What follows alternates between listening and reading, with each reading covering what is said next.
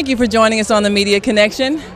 Well, we are here where the nation's eyes are focused, here in Ferguson, Missouri, and I'm here with Gerald Peoples, an activist who has a plan, but we want you to listen to what the people are saying about this tragedy and the killing of Michael Brown.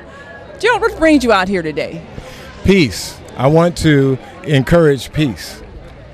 I believe that justice should be brought for Mike Brown, and I know that there's a large focus on that.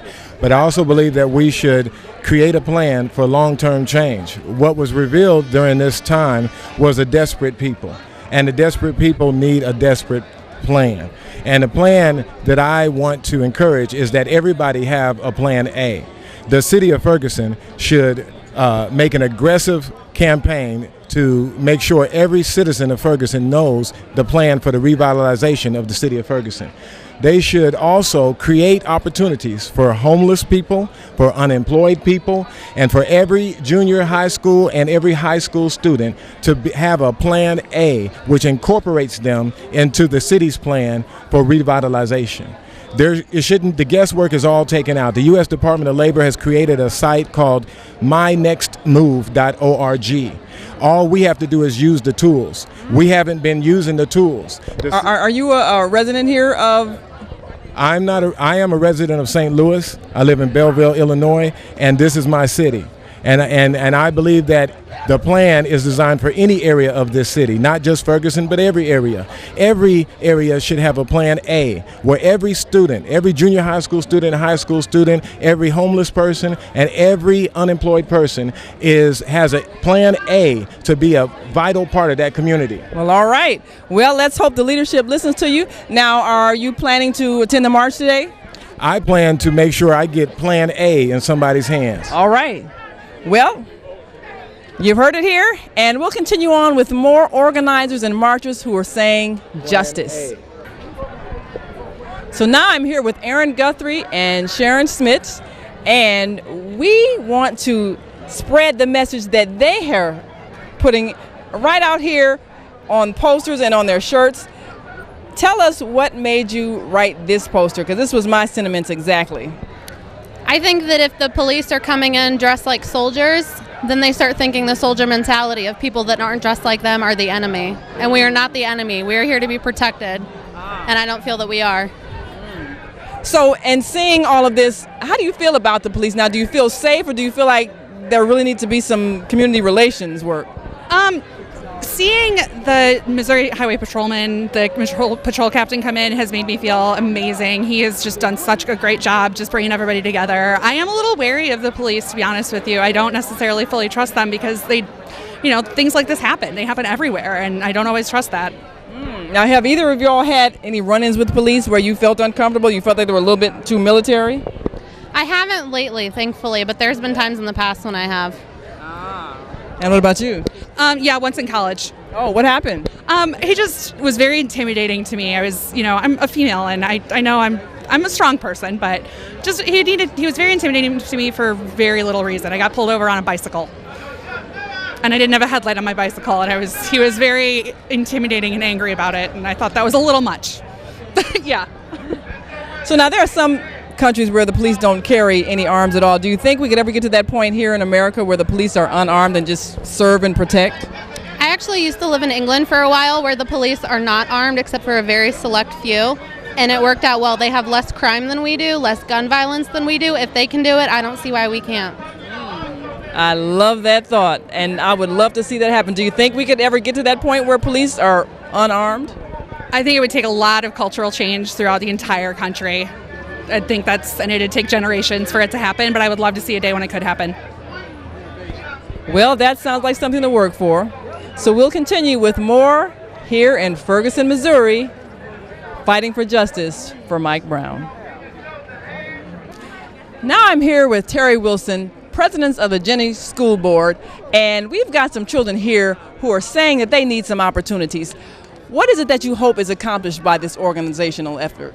Well, I hope we really get justice for Mike Brown, I hope this movement starts something new because actually it's bringing unity amongst our community, and a lot of things are starting to surface. They kind of been underground, but due to this tragic incident, it brought a lot of things out that black people need to start sticking together. The community needs to start sticking together, and really being about positive energy and building up the community and being conscious in terms of elections and things like that. Just a multifaceted of things that have surfaced throughout this whole issue around our community. How have the children responded to all the news reports? Do you see a change in their attitude and any change in their attitude about police or anything? Well, a lot of people want answers. A lot of people they want justice. The kids are asking a lot of curious questions and things like that. And a lot of the questions that they're asking, the adults, we're asking the same thing. You know what I mean? So really just comforting them and educating them on what's going on and letting them know that all cops aren't bad cops, but you do have some cops that are irresponsible. And that's just the way it is. It shouldn't be that way, but really educating them to not hate because of how some cops are. Now, you've got a lot of leaders that came out today. What do you hope they achieve with all of this show of unity for this city? Well, I hope it just doesn't stay here. I hope they really take it serious and see that we do have a problem that they are at the forefront of being able to resolve as leaders, because people look to them for that leadership. So really charging us, because I'm a leader as well, to continue to educate our kids, keep them safe, take pride in our community, and just do what we need to do to have a more harmonious community. Well, thank you so much for your efforts, and we'll look forward to getting justice. Absolutely. Thank you. We'll be right back with more organizers. Thank you. And now I'm here with Debbie Frazen, another protester and also supporter of this effort. Tell us what brought you out here today. Well, this is a humanitarian issue, and this is about us all being one and about spreading love, and it's like, how do we love and support one another? And this is how I see that I can love and support one another, because it all starts with love. Love is the most powerful force out there, and if you've got that to spread, then that's what prevails, and that's where I'm standing. And that's how I can support everyone out here, spreading love. Well, that's great. Now, this tension between the people and the police, how would you like to see that resolved so that there's more trust between people? How to resolve that? Well, I think I've been doing a lot of praying on that, because I don't know that anybody has all the answers. But it really starts with accepting responsibility, and everybody taking responsibility for their roles. And then once everybody takes responsibility, it's like clearing that space for people to exist and for humans to live, because it seems that what's happening now is that there are portions of humanity that are putting out and like projecting these things, like making certain folks guilty before proven innocent, and whatever happened to us, all being innocent until proven guilty. And that's really where I think it begins. So what do you hope is the end result of all of these protests and all of the things that have happened over these last several days? Change for truth and transparency with love. Like, let's hear what is the truth and transparency of this situation, of many situations in the world. It's like, let's pick one, start there, and then build on that. Well, I like your philosophy. Thanks so much. Thank you. Surrender to love. We'll be right back with more here in Ferguson. Okay. And now we're here with Sam Johnson, who runs a great program here in this state. Tell us about your program and what you hope these children get out of this effort. Well, we run the program, Keep It 200 is our network. We also run the program at Calvary Baptist Church for kids and teens, free lunch. We give free lunch out to all the kids and really through our whole city. We educate them, we deal with them on entertainment, technology, build them up, take the negative about them and put the positive in them. How have they responded to a lot of the reports and so forth and the intensity of this struggle? How have you seen their perhaps attitudes change or their awareness even increase? Well, I was actually down here on Thursday involved with a lot of the things, and we had our last day on Friday, and I came back and I told them on how it was like all youth who was the ones who was keeping the energy going, keeping the crowd going, keeping the whole movement going. I said it was kids out there they age just like them that was keeping it going. And as they figured out what was going on more with what went on with the young man Mike Brown, they really had a insight on what was going on. They had an interest in what was going on. So it was very educational for them to really see that somebody even your age, this could be you. Tomorrow this could be you. So what do you hope they get out of all of this and seeing the community come together around justice for Mike Brown? What I want them to get up out of is I want them to see the atmosphere of African Americans coming together. We first and foremost, we need unity amongst our people.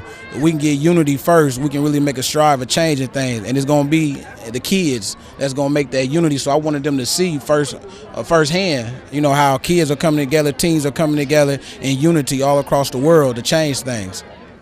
All right. Well, thank you so much, and we're here in Ferguson, Missouri at the Greater Grace Church, talking to organizers and the youth about justice and unity. We'll be right back.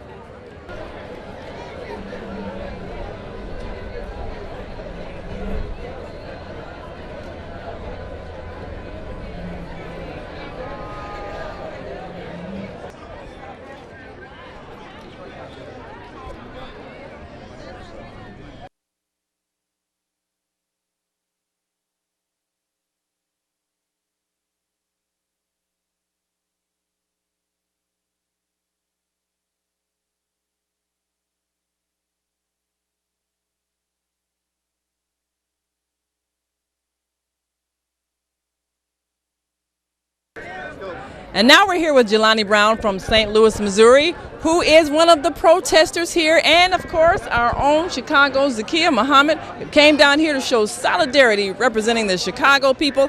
And we want to hear what it is you hope you get out of this march today and coming down here with all these people.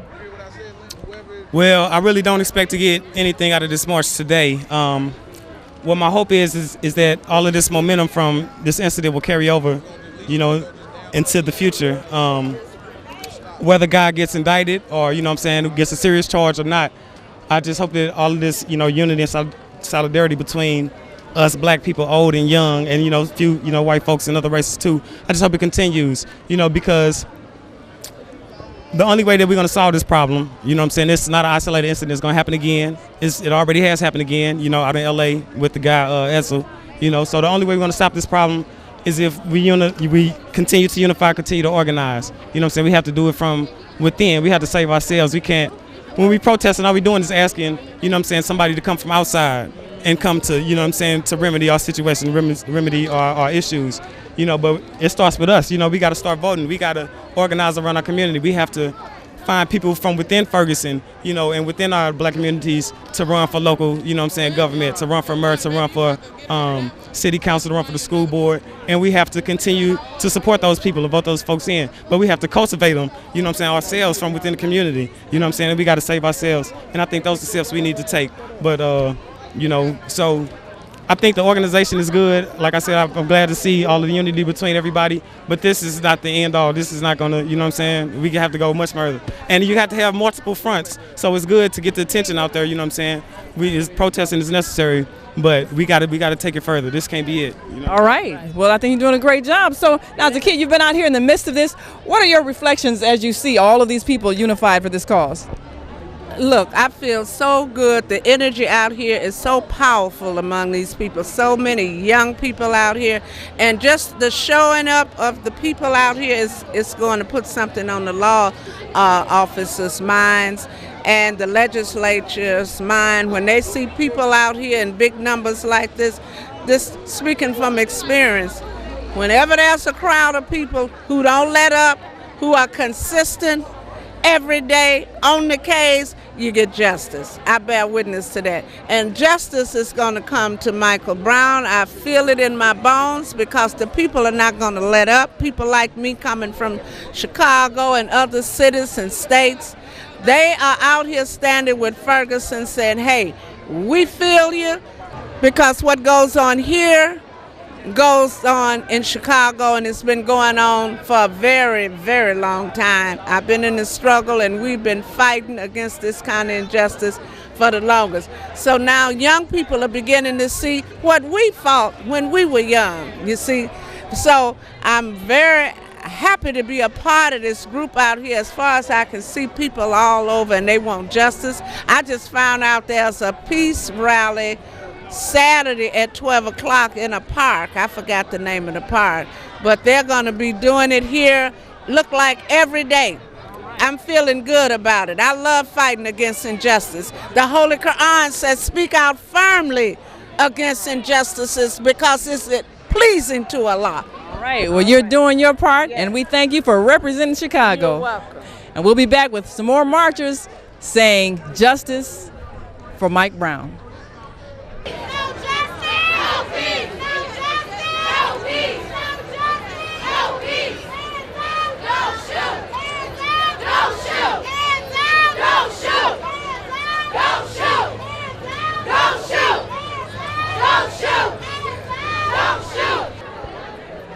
We're back. I'm here at the Greater Grace Church here in Ferguson, Missouri, and we've talked to some of those who are out here showing solidarity for the family of Michael Brown, the slain teen who now is being mysteriously accused of being a suspect in a robbery.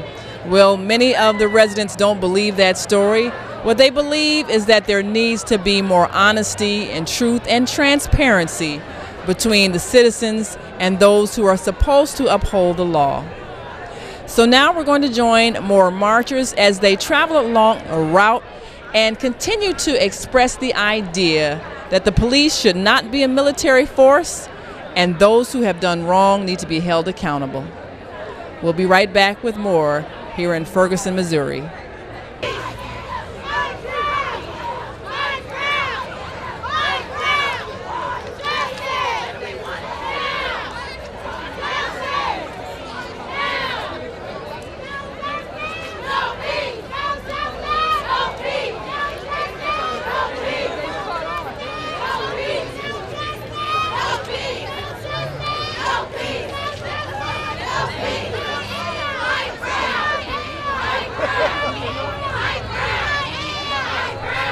And now I'm here with Dorothy Allen, and she's got the now famous saying, hands up, don't shoot buttons. Now, when we heard that the victim had his hands up and was shot, what was your response? What was your feeling about that, realizing that he had been shot that way? Oh, I was just really hurt, you know, because the same thing happened to my son in the same department, Ferguson. This is my son here. Oh my. He was stopped by the police, traffic stop, and when he got up and he put his hands up, they let the dogs out on him. So he was bitten multiple times, and then after they handcuffed him, they threw him down on the ground, they kicked him, they beat him, and everything. Do you have the names of the officers that were involved? No, my lawyer's in the process of getting that information. Now that is amazing. So your son survived, but these are the injuries that he sustained. Can we get a shot of this on the shirt? Yes, thank God my son is alive. Now your son, how old is he and what is he doing now? He's 27 now, and he's a barber. Yeah, that's why he's 28. Okay. All right. So now these are grandchildren. Are these his children or another child's children? No, this is my daughter, 2 kids. Okay. So now what do you hope they get out of seeing this rally, seeing this protest, and seeing your efforts? What do you hope is instilled in them? Justice. For everyone that has been a victim of the police officers, it's time that it stopped because they're killing our kids. It's time for a change. It's time for justice. And what do you hope comes out of this rally and all these people today? I'm hoping that the officer get convicted of murder, because that's exactly what it was. It was an execution, and it wasn't called for to shoot him that many times. It's sad, and my heart and my prayers go out to the family, and I just wish they get justice. Well, I thank you for being one that stands up, and I'll keep your son in my prayers because I want you to get justice as well. Thank you. And I'm Naima Latif with the Media Connection. We'll be right back after this in just a moment.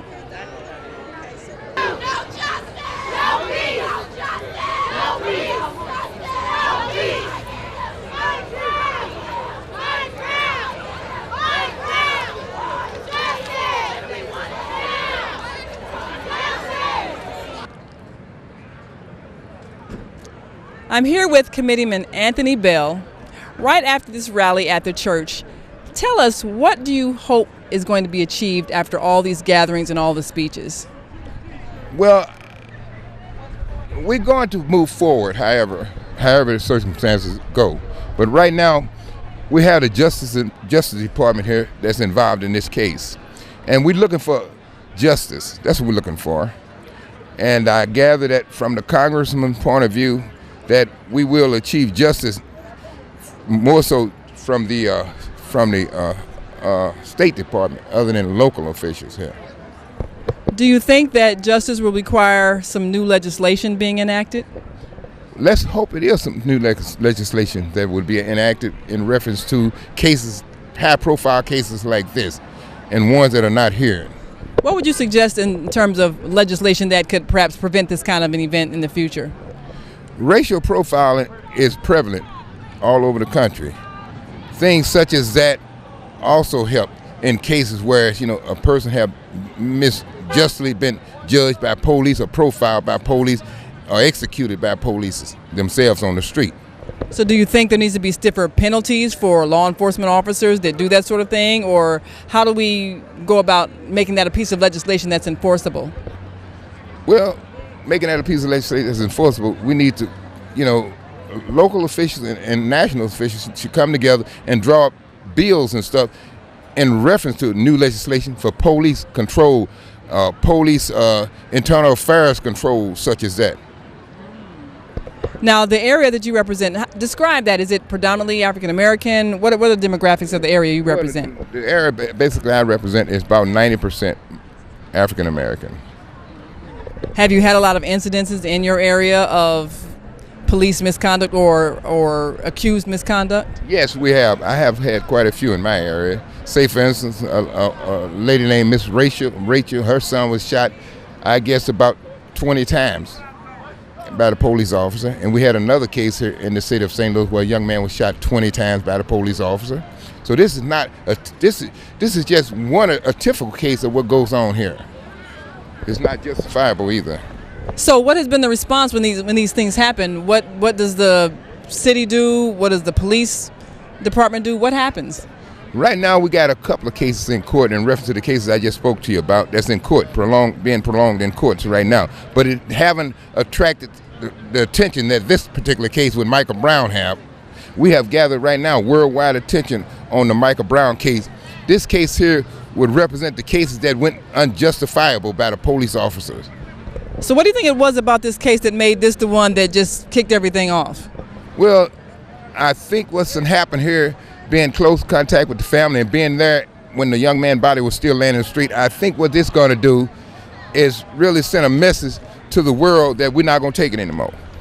We have drawn the line as far as racial profiling, police's injustice, dealing justice on the street by police, and assassination by police. Well, we certainly thank you for the work you're doing, and we're looking forward to some changes after this event. Yes, ma'am. You're quite welcome. And I'm Naima Latif, here in Ferguson, Missouri, for the case of Michael Brown. And now I'm here with Yvette Harris, who is founder of MASK. Can you tell us the event that caused you to come up with this organization? The event that caused me to come up with this organization was about my son. My son, he was senselessly killed back in 2001. My son was a 17-year-old who had went away to school to do his last year down in Des Moines North High down there, and he came here one weekend. He had just got a 4-year scholarship, and he came down here one weekend to visit me, and he had went by to see a friend, and my son got killed. It was a senseless killing. It was a young man asked him for a ride home that he went to school here with him prior, Gateway High School.